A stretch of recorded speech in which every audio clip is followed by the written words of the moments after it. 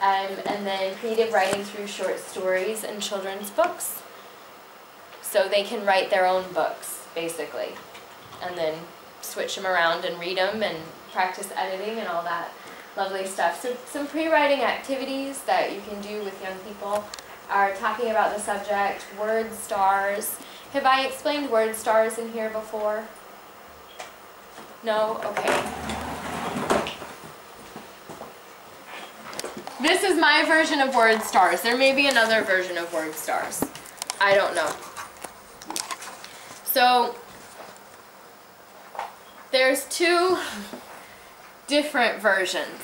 The first version of word stars is something like this, where when students are writing, they get different stars according to the level of vocabulary that they're using. And this is to encourage them to think critically about what is the best word choice and to use all of the vocabulary that they have. Because if they know they can get away with saying like stuff or thing, they will. But if they knew that instead they could say candelabra instead of thing, they would say candelabra because they would be rewarded with a bigger star. So they're just little pieces of paper. So they're not really, you know, they don't cost a lot to make. But small words would be very simple, common words, or small stars, excuse me. And the big stars would be words that are above level, or not necessarily above level, but slightly above level, and or great word choices. So that would be up to the teacher to decide, right? So another one that I encourage is actually having, for example, if you're trying to encourage students to make associations between words, you can either use them to describe words, or you can use it to give the same meaning. So if we said vehicle, and we wanted to have the same meaning as a vehicle, what could we say? A means of transport, but yeah, what I'm looking for is stuff like a car. What's another way to say it? A bus. No, by. What else? Van, nice. Direct. Okay. A motorbike or even a truck. And so there are many different associations you could have with vehicle. The same with, you know, if we said instead drink, meaning a type of drink, and then they can identify different types of drink. Or a car, and then they could put Lada, Ford, any other different types of car that they can associate with. The other way to do this, let's see. Oops. So those are associations. The other way to do this is to have a description instead of just an association. So if we wanted to have a description of, say, hair, what could we say to describe hair? Long. Okay, long. Let's put long, short. Straight. Straight.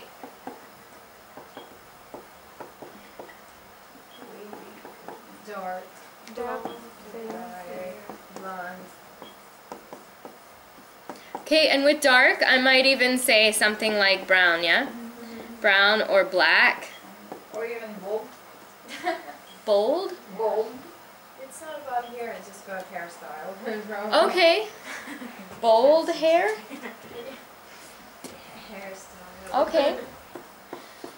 Maybe fashionable then.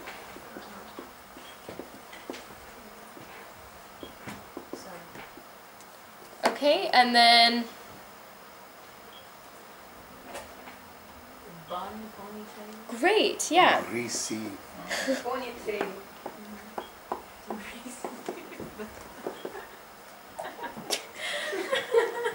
That's awesome.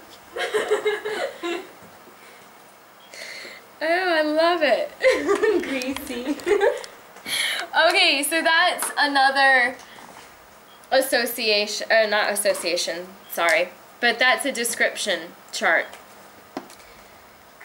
And the reason that I do this is because I want students, if they can't think of a word, to be able to describe it.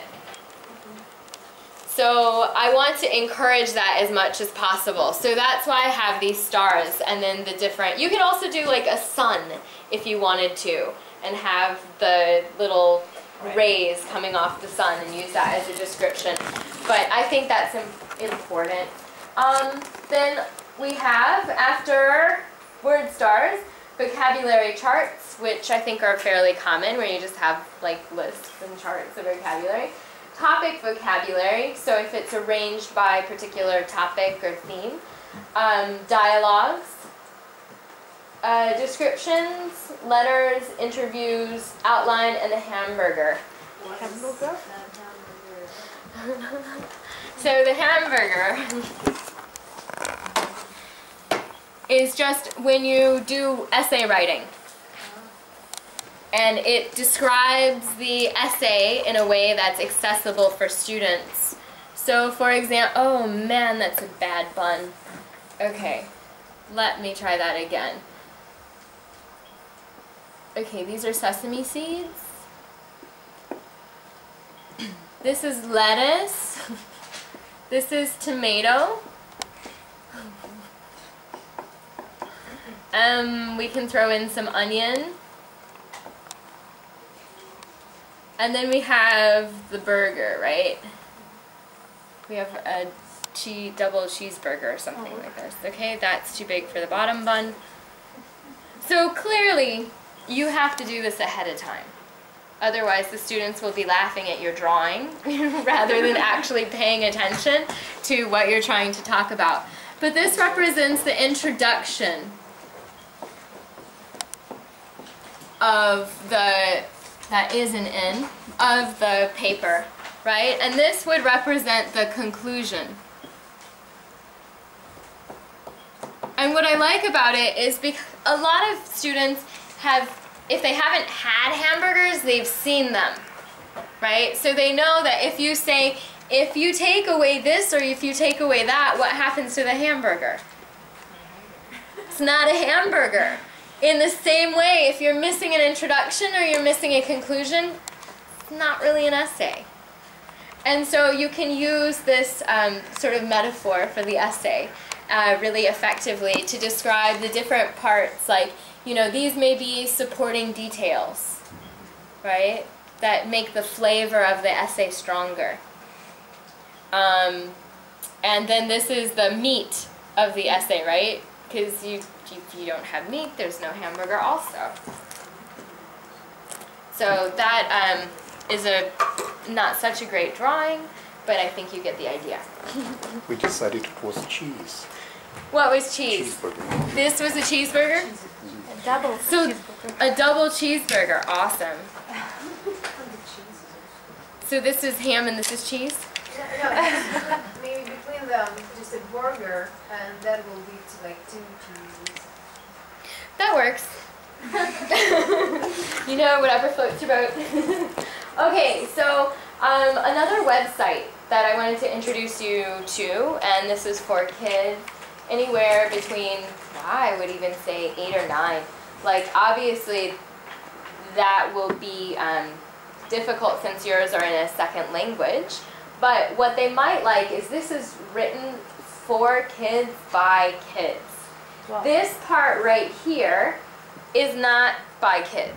This part is by Time magazine actual authors. And so you can see planning your writing and writing a draft, writing an introduction, a conclusion, revising your writing, beating writer's block. Then what they do is they actually have the writers talking about these specific things.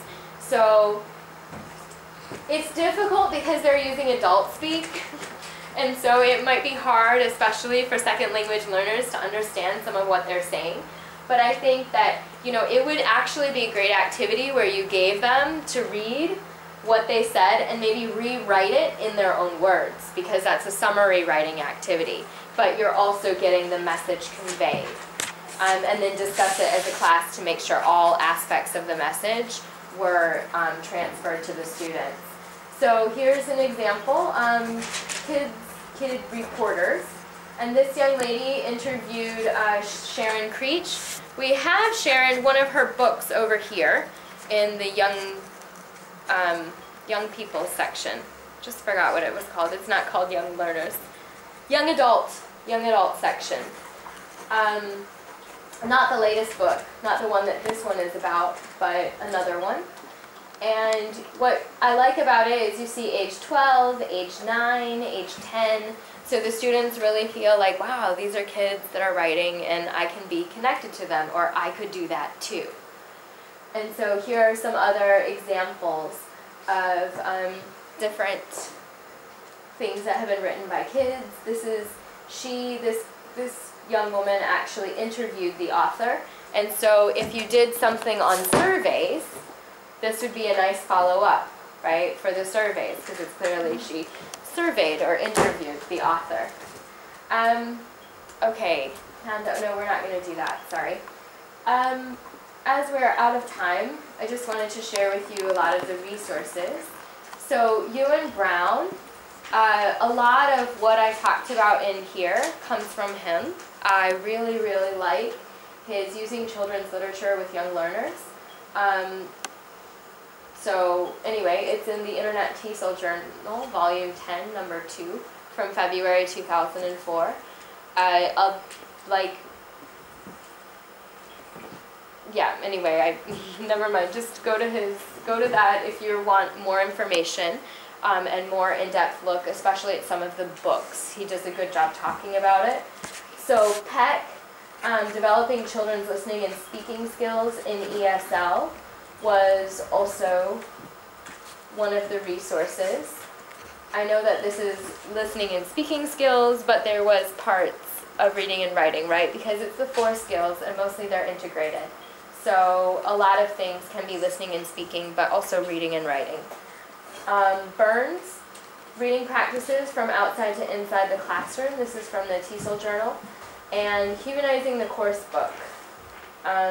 So that one is also something that you can get online. So those are the resources.